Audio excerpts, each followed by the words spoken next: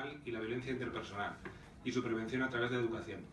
Imparte docencia en un título de posgrado de Psicología en la Universidad de Valencia, ha comparecido en las segundas jornadas parlamentarias de protección animal en el Congreso de los Diputados, colabora con distintas entidades en la prevención de la violencia hacia animales, sean humanos o no.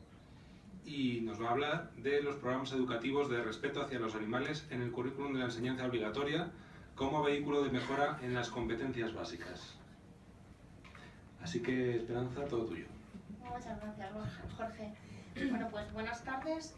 Yo voy a seguir un poco con el argumento que os daba antes Maribí, no demasiado, porque ya veo que es demasiado teórico, pero bueno, aún así quisiéramos eso, pues puntualizar, ¿no? Toda la parte teórica, la parte, digamos, económica, que también con estos programas incidimos en esa parte, ¿no? En la parte económica.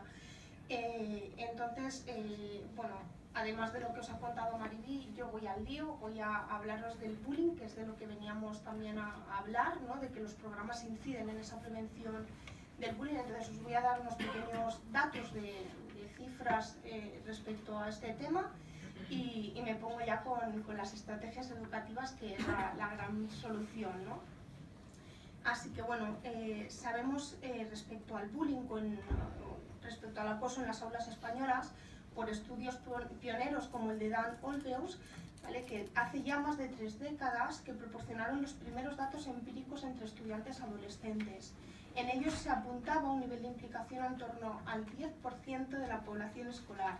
El bullying se aprecia en más del 50% de los centros escolares y en más de la mitad de los alumnos, ¿vale? Que son análisis realizados por grupos aula completos mediante el test PULT-S, por si hay alguien que está especializado en el tema, y confirman que entre el 22% y el 35% del alumnado está implicado en situaciones del maltrato interescolares, los chicos en mayor medida que las chicas, y que el problema se extiende a los grupos de educación primaria principalmente. En suma, se confirma, como decía antes Maribí, el empleo de la agresión física, emocional y psicosocial tanto en la dimensión comportamental como cognitiva y afectiva. Como decíamos, el porcentaje de niños que refieren comportamientos de acoso y violencia escolar muy frecuentes presenta indicadores de ansiedad grave hasta 4 veces superior a la media. Las conductas de violencia psicológica basadas en la burla y de exclusión social son las que más incrementan los niveles de ansiedad grave. En resumen, el estudio Cisneros 10 desveló que más de 500.000 niños en España sufren un grado de acoso intenso.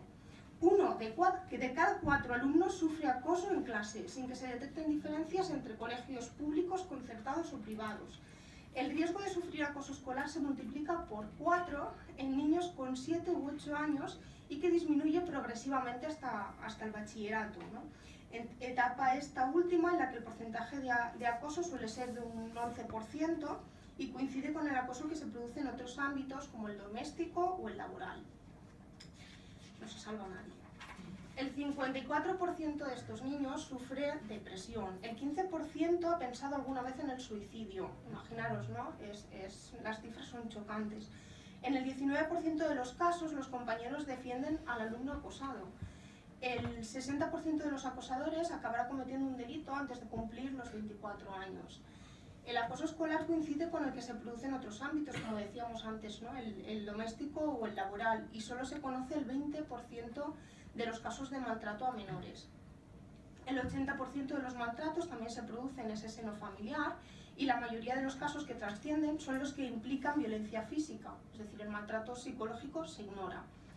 Todos estos porcentajes respecto al bullying o el acoso escolar y violencia en general muestran altos costos económicos, como antes decía Maribí, psicosociales en nuestro país, relativos a intervención y prevención de un tema desgraciadamente frecuente, demasiado frecuente en nuestras escuelas hoy en día. Así que, bueno, la relación entre maltrato animal y violencia interpersonal es un indicador, evidentemente, de riesgo social. Tener antecedentes de maltrato a animales es uno de los 4 factores de riesgo más significativos para ejercer violencia interpersonal y de pareja. Así, el Manual Diagnóstico y Estadístico de los Trastornos Mentales que nos rigen a los psicólogos, el DSM-5, en su clasificación describe como uno de los criterios del trastorno de conducta la crueldad hacia animales y humanos. Es decir, aparece ya, está ahí estipulado, ¿vale? La violencia hacia los animales podría tener un valor predictivo de violencia hacia humanos, ya sea como malos tratos, domésticos hacia el cónyuge, los animales próximos y de familia, los hijos, asesinatos en serie, asesinatos en masa, información hay demasiada. Por ello, además, el FBI empezó a registrar en el 2016 el maltrato, el año pasado, el maltrato a animales como un delito contra la sociedad, dada la importancia de la naturaleza del delito en sí, así como su asociación con otros crímenes violentos como la violencia de pareja, agresiones sexuales o maltrato infantil. Además, podemos ver ahora unos datos sobre en qué tipo de sociedad crecen los niños. Y aquí yo creo que nos ha tocado exponer esto gracias a que la ABDA nos ha invitado a estar aquí. Y es que cada 3 minutos se abandona un animal de familia en España, la cifra más alta de toda la Unión Europea. Más de 300.000 animales de compañía son desahuciados de sus hogares cada año, según datos de la Federación de las Asociaciones de Protección Animal de la Comunidad de Madrid. Las protectoras además están desbordadas, ya lo sabemos todos los que estamos aquí, pertenecemos a alguna. Su capacidad de hospedaje supera con creces el 100%, denuncian desde la FAPAM. El abandono y maltrato no está justificado bajo ningún concepto. Existe una lucha constante por el cambio de legislación en beneficio de los animales para poder castigar a los responsables de dichos actos tan crueles. Las ordenanzas municipales de protección animal obligan a gestionar el abandono y maltrato de animales mediante el convenio con entidades que ofrecen servicio de recogida de animales. Y estos convenios todos sabemos que pueden firmarse con entidades de gestión privadas, como son las perreras, gestión con exterminio, o mediante asociaciones protectoras de animales, que son, el objetivo de estas es la adopción, ¿no? Estos convenios, según número de habitantes y sin número de animales abandonados, pueden tener también un coste muy elevado. Y por lo que decía antes Mariby y las teorías que hemos presentado, todo esto también sería una razón más de cómo cosificamos a los animales, ¿no? De nos olvidamos de esos seres sintientes. Como os decía, por lo que todas las entidades animalistas coinciden en que no solo un cambio de leyes es suficiente para disminuir las cifras de maltrato tan alarmantes en nuestro país, sino que conjuntamente contenidos y o programas educativos serán la propuesta efectiva en la disminución de la violencia hacia animales, humanos y no humanos. Ese es el camino para la disminución del maltrato y la mayor conciencia y responsabilidad ante el trato hacia los animales, comportando así, como no, menores costos económicos y sociales. Llegado a este punto de la exposición, nos gustaría hacer unas recomendaciones para conseguir una formación integral en los niños y en los jóvenes, que a esto es lo que hemos venido. Serían las siguientes: contribuir a los cambios positivos que se están dando a nivel mundial en la forma de relacionarnos con el mundo, que caminan, por supuesto, lenta e inexorablemente hacia el altruismo. Desde filósofos como Jeremy Bentham, Albert Schweitzer, Peter Singer, George Reisman, Tom Regan, Mark Bekoff, Jesús Mosterín, etc., hasta personajes emblemáticos procedentes de otras disciplinas como Albert Einstein, todos ellos nos dicen que el camino de la enseñanza en el respeto a los animales es un efecto lógico del progreso y la interiorización de un sistema moral que rechaza la violencia y evita victimizar a cualquier ser sintiente. Además, reflexionar sobre el autismo emocional y el déficit de empatía con el que nos hemos estado relacionando con el resto de seres sintientes, porque la sociedad evoluciona, y allí psicólogos como Steven Pinker de la Universidad de Harvard y otros muchos constatan cómo la empatía, como ha dicho antes la compañera, compasión y solidaridad se amplían a modos de círculos concéntricos, desde los seres que habitan en los entornos más próximos y afines al niño hasta los más alejados. Por lo tanto, la escuela debe hacerse eco del camino correcto en la construcción de estructuras pacíficas permanentes en la relación del humano con la naturaleza, incorporando en el currículum escolar programas educativos de respeto hacia los animales. En la definición de las competencias básicas, conocimiento e interacción con el mundo físico, competencia social y ciudadana, y autonomía e iniciativa personal, se justifica que los proyectos educativos de centro, los que conocemos como PEC, deban entrar programas educativos de respeto hacia los seres vivos, concretados sus objetivos anualmente en la PGA, la Programación General Anual. Se trata de dotar a los alumnos de capacidades para manejarse cognitiva, emocional, moral y socialmente para estar en el mundo y mejorarlo. Otro aspecto que podríamos tener en cuenta es la inclusión de programas de respeto hacia los seres sintientes en los planes de convivencia de los centros escolares. En muchos centros educativos de todas España han sido aplicados programas de fomento del respeto hacia los seres vivos, obteniendo beneficios en el desarrollo moral de los alumnos y sus habilidades de gestión emocional. Alguno de ellos luego os lo enseñará Chema. Hemos tenido oportunidad, además, de evaluar el resultado de la aplicación de algunos de estos programas de respeto hacia los animales, encontrando resultados como la mejora del clima de aula y de las relaciones interpersonales entre compañeros, la disminución de la inestabilidad emocional, aumento de la capacidad empática e incluso, valorado por los profesores, la disminución de la agresividad física y verbal. El movimiento mundial hacia la vida compasiva en armonía con la naturaleza ha tomado mucha fuerza en gran cantidad de países europeos y americanos, y no cabe una vuelta atrás de la enseñanza de los valores dentro del sistema educativo. Ya está popularizado que el bienestar de los animales, a través de la comprensión, justicia y compasión de los humanos, nos armoniza con el planeta y propicia nuestro propio bienestar. Enseñar benevolencia, enseñar el disfrute de la experimentación de emociones compasivas y el disfrute de la autogestión de las emociones negativas es el reto del futuro. Hay países europeos en donde se promueven dentro del periodo escolar actividades de voluntariado en ONGs de ayuda a humanos y a la naturaleza que, por supuesto, engloban los animales fomentando actitudes solidarias. Ya que los niños disponen de una herramienta innata para construir su desarrollo moral y su empatía, fomentemos el desarrollo de todas las capacidades que favorezcan esta interacción solidaria intra e interespecie. El ocuparnos del bienestar de los animales, por lo tanto, no solo justicia compasiva, sino que tiene su fundamento en el progreso moral y el bienestar humano, sin el cual tampoco sería posible alcanzar el objetivo que tantos animalistas como una inmensa mayoría de personas en el mundo actual entienden que es una necesidad para el progreso de la humanidad. El mostrar compasión y cambiar nuestras actitudes hacia los animales nace realmente de la necesidad de educar en el control de la violencia y el equilibrio psicológico. Ya hemos visto que los niños que crecen pensando en los animales como seres vivos dignos de respeto serán más responsables y empáticos. Esta interacción facilitará su socialización tanto como su desarrollo emocional y afectivo. Se convertirá en un adulto más solidario con los humanos y con los miembros de otras especies. Las investigaciones longitudinales y transversales que se han realizado, recogidas en los congresos internacionales celebrados bianualmente en Barcelona sobre los beneficios de la relación humano-animal, también lo avalan. El objetivo de estos programas educativos de respeto hacia los seres sintientes es el aprendizaje de habilidades sociales, sobre todo las empáticas, el autocontrol, como decía antes Mariví, las técnicas de manejo de conflictos interpersonales, la solución de problemas, la comprensión y expresión de esa afectividad, que junto a la concienciación, sensibilización y respeto por la vida ajena, los niños hacen extensivo este aprendizaje de la relación humano-humano, haciéndola más fluida y satisfactoria. A continuación, la aplican a las relaciones con personas del entorno y ya permanece como aprendizaje consolidado.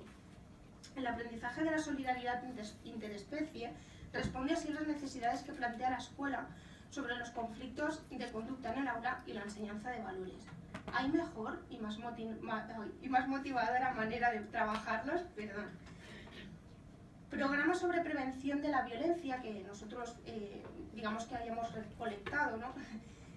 Digamos que durante el siglo pasado en Estados Unidos se desarrollaron una serie de programas de educación infantil con el objetivo de fomentar una conducta positiva hacia los animales. Dichos programas se basaban tanto en la educación de las conductas como de las emociones. Las conductas prosociales y la empatía eran los objetivos a educar.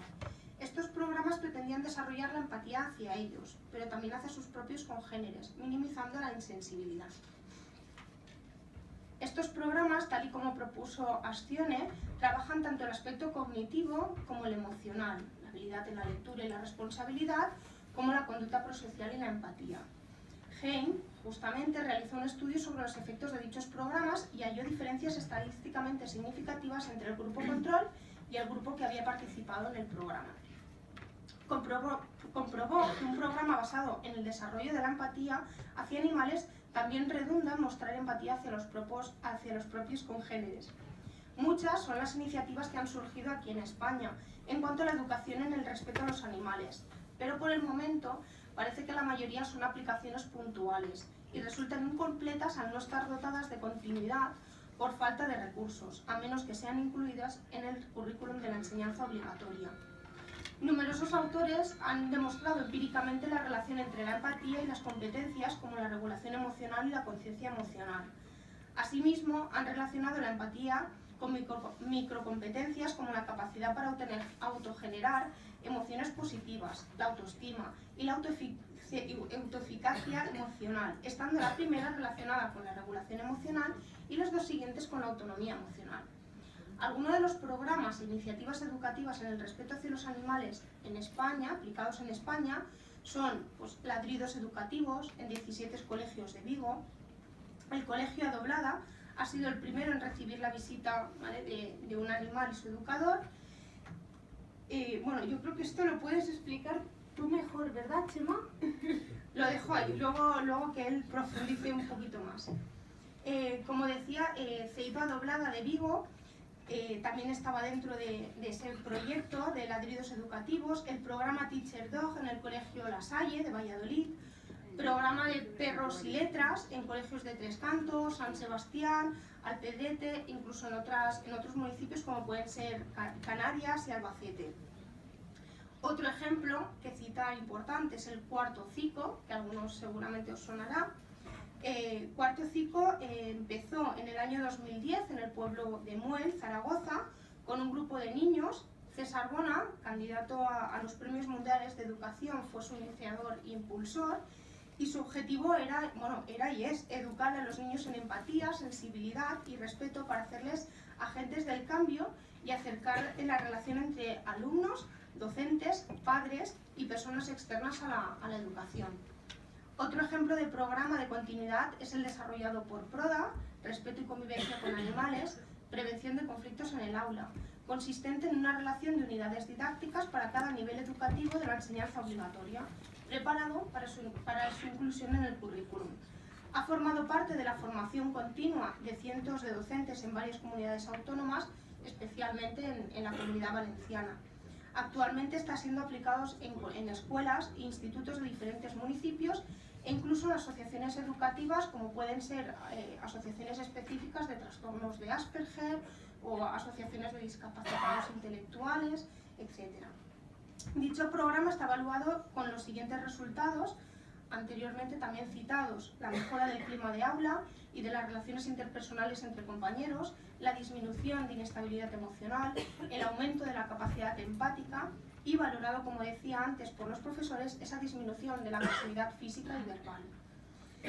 Concluyamos que el docente es una figura transmisora, pues, durante la etapa escolar, un potente modelo de socialización con un papel clave en la educación infantil y que precisa además de instrumentos que conduzcan a las metas que planteamos. El cambio social por medio de un adecuado desarrollo de la infancia. Por eso proponemos su formación en programas de respeto hacia los seres vivos. La educación en valores para una formación integral de los niños pasa por los proyectos de convivencia y respeto hacia todos los seres vivos. El programa educativo debe aplicarse a lo largo de cada curso de toda la enseñanza obligatoria, adecuándolos a los objetivos de nivel. La aplicación en los centros docentes de los programas educativos de respeto hacia los seres vivos se haría a través del currículum, lo que comporta cero coste, con beneficios del 100% en convivencia, como hemos visto. Previa a la aplicación, vemos imprescindible la formación del profesorado, que les va a introducir en las aulas, disponiendo de accesibilidad a los docentes y por medio de su formación previa o bien continua. Y diremos, para finalizar, una frase que resume todas nuestras propuestas, y con esto acabo. Simplemente, educar a los alumnos en el respeto hacia los seres sintientes permitirá a estos convivir y mejorar el mundo de manera equilibrada a nivel cognitivo, emocional y social, puesto que sabemos que la grandeza moral de una nación viene determinada por el trato que da a sus animales. Muchas gracias.